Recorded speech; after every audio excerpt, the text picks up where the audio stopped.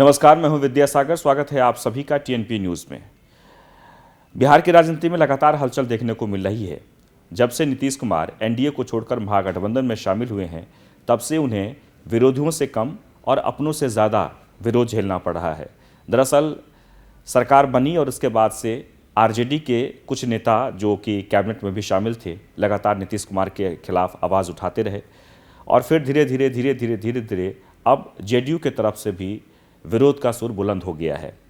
कुछ दिन पहले जेडीयू के वरिष्ठ नेता आप कह सकते हैं उपेंद्र कुशवाहा एक बड़ा नाम, उससे पहले उन्होंने एक अपनी पार्टी बनाई थी, लेकिन बहुत पुराने राजनीतिज्ञ हैं, वो नीतीश कुमार के साथ रहे हैं और जब समता पार्टी का गठन हुआ था उस दौरान भी वो संस्थापक सदस्य में से थे। जनता दल यूनाइटेड का जब गठन हुआ उसमें भी वो संस्थापक सदस्य में से थे और बीच बीच में नाराज़गी होती रहती है और फिर वो निकलते रहते हैं और फिर आ जाते हैं। यानी कि जेडीयू में दो बार वो बाहर हो चुके हैं और दो बार वो फिर लौटे हैं और तीसरी बार फिर वो निकलने की तैयारी में है। दरअसल पूरा माजरा क्या है ये ज़रा हम आपको बताते हैं। 7 बार अब तक चुनाव लड़ चुके हैं उपेंद्र कुशवाहा, लेकिन सिर्फ 2 बार उन्हें कामयाबी मिली है।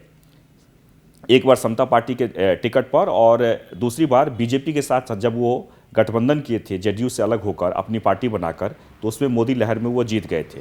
अब सवाल ये है कि जिस तरीके से लगातार बातें हो रही है, यानी कि 14 में जीतने के बाद जब 19 में जब फिर से चुनाव हुआ तो एनडीए के गठबंधन से हटकर वो महागठबंधन में शामिल हो गए और फिर वो सभी के सभी सीट हार गए। यानी कि 5 सीटें उन्हें मिली थी, 5 सीट वो हार गए। फिर विधानसभा इलेक्शन में वो अकेले चुनाव लड़े, उन्होंने एक फ्रंट बनाया उन्होंने, उस फ्रंट में और वो उनके जो भी वोट बैंक्स थे वो उनके साथ एकदम ही नहीं कन्वर्ट हो पाए और आखिरकार वो 0 पे आउट हो गए, यानी कि उन्हें कोई सफलता नहीं मिली।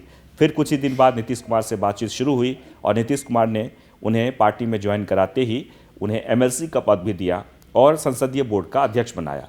हालांकि उपेंद्र कुशवाहा ये चाह रहे थे कि अगर हम जेडीयू में आते हैं तो हमें कोई बड़े पद, यानी कि नीतीश के बाद हम ही उसमें रहें, यानी कि हमें सेकंड नंबर के नेता के तौर पर गिना जाए। इसके अलावा वो डिप्टी सीएम भी चाह रहे थे कि डिप्टी सीएम का पद हमें यहाँ पर मिले, लेकिन ऐसा नहीं हुआ। अभी हाल ही में नीतीश कुमार ने एक सभा में ये तक कह दिया कि हमारे बाद तेजस्वी यादव अब उत्तराधिकारी होंगे।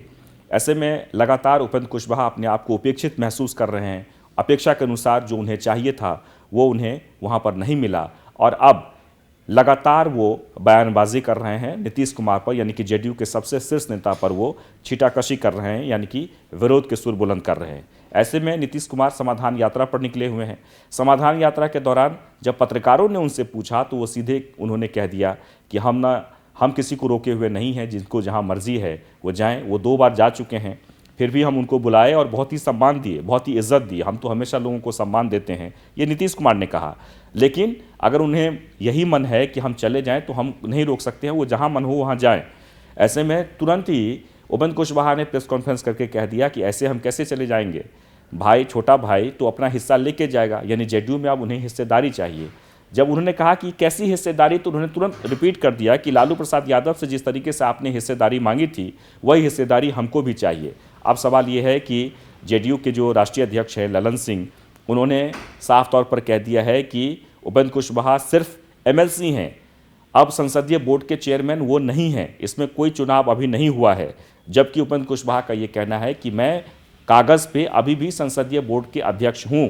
हालांकि जिस तरीके से तलखी बढ़ी है, जिस तरह से पार्टी के भीतर ही बयानबाजी हो रही है, उसमें उपेंद्र कुशवाहा का यहाँ से जाना तय माना जा रहा है। लेकिन उससे पहले उपेंद्र कुशवाहा ने 19 और 20 तारीख को बिहार में यानी पटना में एक बड़ा सम्मेलन का आयोजन किया है, यानी कि जेडीयू को मजबूत बनाने के लिए, या फिर जो आरजेडी के महागठबंधन के खिलाफ जितने भी जेडीयू में नेता हैं या नीतीश के विरोध में जो भी नेता हैं उन्हें वो एकजुट करने की कोशिश कर रहे हैं और इसके बाद वो बगावत के साथ वो पार्टी से बाहर जाना चाहते हैं, या फिर हो सकता है कि पार्टी में ही एक अलग धारा बनाना चाहते हैं। हालांकि जेडीयू की तरफ से इस तरह का किसी प्रकार की कार्रवाई की बात तो नहीं कही गई है, लेकिन बहुत ही जल्द आपको देखने को मिलेगा कि आखिरकार उपेंद्र कुशवाहा का अगला ठिकाना क्या होता है। हालांकि उपेंद्र कुशवाहा ने जब भी कोशिश की, उपेंद्र कुशवाहा उस कोशिश में कामयाब बहुत ज़्यादा नहीं हो पाए, क्योंकि जो वोट बैंक है, भले ही कुशवाहा की संख्या 9% है, लेकिन कुशवाहा हमेशा एनडीए के साथ ही मैंने कुशवाहा समाज हमेशा एनडीए के सपोर्टर होते हैं, एनडीए के वोटर्स होते हैं, इसलिए उपेंद्र कुशवाहा को बहुत ज़्यादा सफलता इसमें नहीं मिल सकती है। अगर अलगाव करके वो पार्टी बनाते भी हैं या फिर किसी के साथ जाते भी हैं तो ये उम्मीद करना बहुत ही मुझे लगता है कि ये अनौपचारिक की बातें हो जाएगी या फिर गलत हो जाएगा कि उपेंद्र कुशवाहा के वोट को कन्वर्ट करा पाएंगे। फिलहाल अगर आपको हमारा ये वीडियो अच्छा लगे तो ज़रूर आप इसे लाइक और सब्सक्राइब करें और कमेंट्स बॉक्स में अपनी बातें भी लिखें। धन्यवाद।